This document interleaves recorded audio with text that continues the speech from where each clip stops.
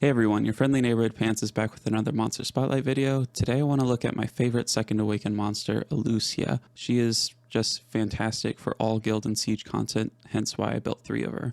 I'll showcase a couple of rune builds for her. First off, you want plus 119 speed to get her to the 239 speed breakpoint, which I think is a good speed for her to be at. Getting her up to 286 is kind of unnecessary unless you're running a speed lead with her, but in most of my offenses that I'm using her in, I don't have a speed lead. So anyways, she's really good on either Violent Will or Violent Revenge. Violent Revenge is probably better, especially in RTA, though oftentimes in Guild and Siege stuff, you want to have Will on your offense because otherwise you're going to get defense broken and killed right away. What makes her particularly good is her skill 3, which puts someone to sleep for 2 turns, and it kind of reminds me of like back when I used Copper Dozer a long time ago. You basically make someone in the defense go away immediately.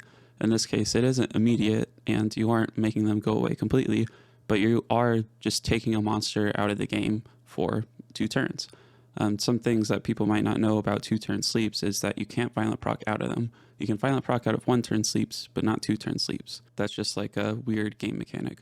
On top of weird game mechanics is Elucia skill 3 always lands, which is not typical for any kind of debuff, but her skill 3 will always land as long as she does not glance.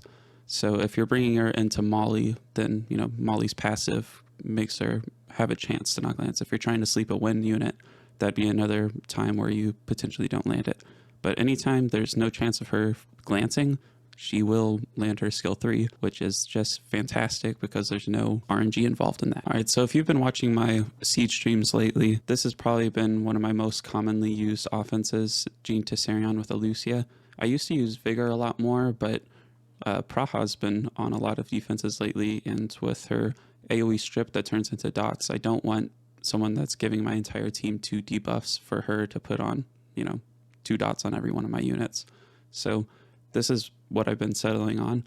And where I think Elucia really shines is any defense that doesn't have a cleanser or immunity of any kind. And this kind of defense, she just gets free reign to use her skill 3 and they have no way to defend against it. In this case, Carcano does have his pose, so there's a chance to glance when he's in the pose, and then Taranys is a wind unit, so of course she'll glance on there. However, there's just a lot of control in this team. You can Oblivion people. There's plenty of damage, plenty of healing. So it's just very, very strong. Let's just go over runes real quickly. So this is my own Carcano Praha Taranys defense. Here's my Carcano. Gets him to the 286 speed breakpoint at plus 130. Decent stats. I could certainly do better. I don't particularly like that he's on Will runes either because Will just isn't really necessary for him. I would rather he be on Revenge or Nemesis, something like that. My Praha is also at 286. Almost 100 crit rate, not quite there. Lots of attack, which is nice, but lacking on the defense, lacking in HP, and again on Will, which she doesn't really need in this case. So it'd be better if she's on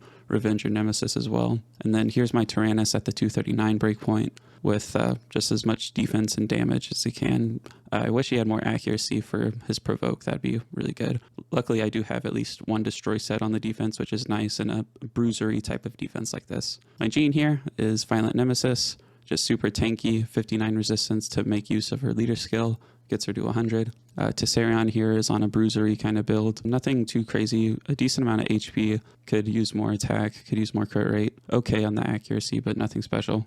Especially going into like 100 resistance comps, it's not very good. In this case, you can use a Violent Revenge Elucia because it's not like they're going to be killing anyone turn 1. Certainly not killing Elucia turn 1. So let's watch what happens. So a nice derp from Carcano there, which is fine. I think I'm going to try and Oblivion the Taranys. Very nice. And then we can sleep the Praha so she can't sleep us. And then we can provoke Carcano, hopefully. And after that, it's kind of GG. I mean, there's not much this guy can do at this point. I'm getting insane violent procs with her. That is so stupid. That should not ever happen in actual testing. So I'll probably do this one again because what the hell was that? I love how in testing you get just the greatest RNG and then you go into the real thing and it's like Indo's playing. All right, well, let's see if I can get worse RNG this time. Another Carcano derp, which is just typical. That's what happens when you want to record. It's like if you ever try and record something, it's guaranteed to not do what you want it to do.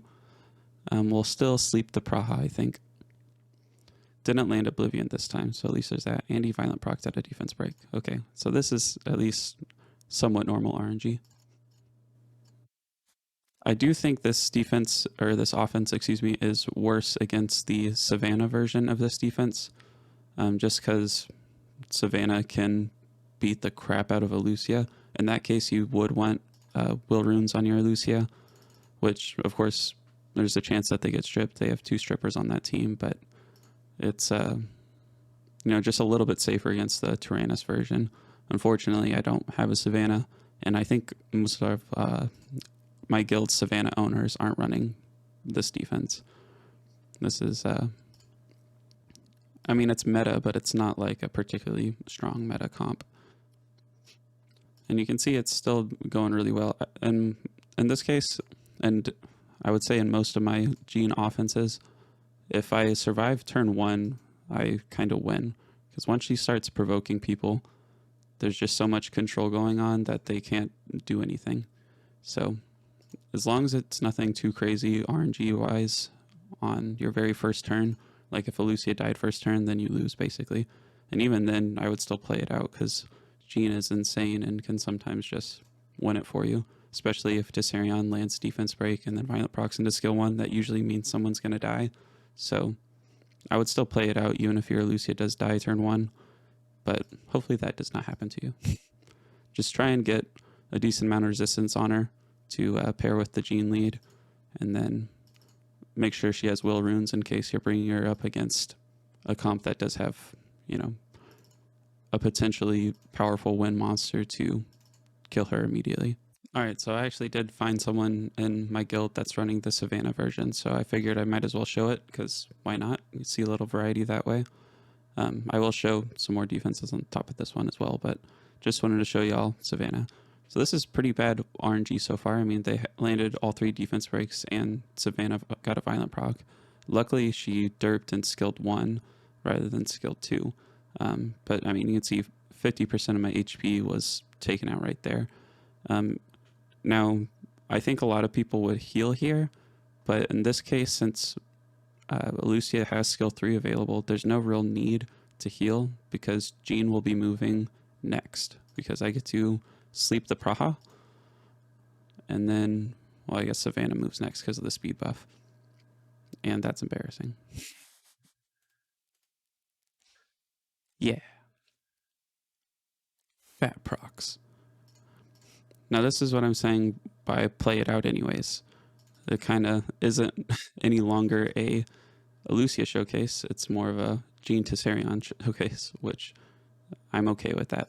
This offense is just really, really good because this is now a 2v2 that I can still for sure win.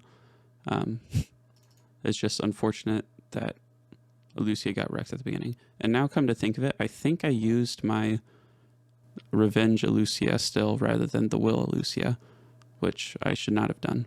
Oh, that's too bad. And there's both sleeps. That's okay. He just woke me right back up. But yeah, as soon as Carcano's dead here, assuming he doesn't violent proc and kill Jean, I should still just win because my Tessarion has Destroy Runes and Praha can't win that 1v2.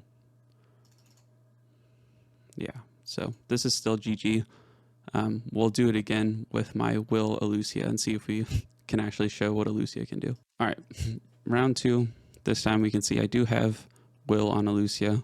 Praha did not use skill 2 to strip, and Savannah did not land all 3 defense breaks this time. So anyways, turn 1 has been less insane for me this time, and I should be okay. All 3 provokes is so nice. Jean is so stupid, dude. I should build Jean for RTA, I think. Like, what a dumb unit. That AoE provoke is so nasty. I mean, the problem with Jean is she's got to be like a last pick in RTA because otherwise Tetra and Veramos just kind of make her useless. But you can see, I think turn 1 is certainly the most important for the defense If they kill something turn 1, that's when it gets scary. Otherwise, there's just no coming back from them. I shouldn't say, I mean, no offense is 100%. We'll just say that. The only offense that is 100% is a fat Lucian that you outspeed with and have enough damage to kill the defense. Otherwise, violent procs will always find a way. But of course, some offenses are, 50%, like 50-50 chance of winning, and others are 99%. So try and use the 99%. So Elucia is also a great pair with the Succubi. Here's my Azaria Violent Focus. Focus just to try and get some accuracy. I feel like my Violent Runes don't have any accuracy, or like the only accuracy I get is usually from slot 2s, and even then not too much. But anyways, she can hit pretty decently hard with her skill 3 having multi-hits, getting some additional damage. Her skill 2 also deals quite a bit of damage if the target is asleep, which they will be asleep. So she can hit pretty hard even without a defense break. Of course, Elucia will put people to sleep, and Azaria will hit them without waking them up, which is really nice. I will admittedly say this defense is, or offense I should say, is a pain to use. Like it's going to take a while probably. Here I think I can try to skill 1 and freeze the Fuki. Nice. And here's one of those examples where in my testing I get all of the RNG for no reason. This RNG shouldn't happen. So I'm going to use skill 2 here. You can see about 8k there with the skill 2, no defense break or anything. I think I'll just skill 2 and save the skill 3. And we'll skill 1 on the Carcano. And then let's keep the Lulu asleep. And this time hit with skill 3. You can see like 1500 a pop there. No stun, very nice. Nice increased attack bar there. Her skill 1, if she lands it, increases attack bar, which is really good. We'll skill 2 here. And that's a dead Lulu. And then we'll work on the Carcano. Sleep the Fuki. Sleep the Carcano, very nice. Let's just wake up the Carcano. I will say pretty often you can keep them asleep. As long as Lulu has either skill 2 or 3 available, she can, just heal rather than wake the person up, which is really nice. Let's just skill 1 here. Well, we'll skill 1 and keep Fuki asleep.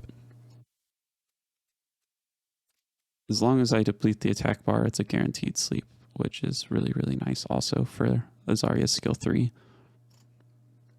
I think I'm going to use skill 2 here, get that fat damage, and a nice proc. So this worked really, really well. I will say in my previous testing for this video, it didn't work this well, though I haven't lost with it yet, which is nice.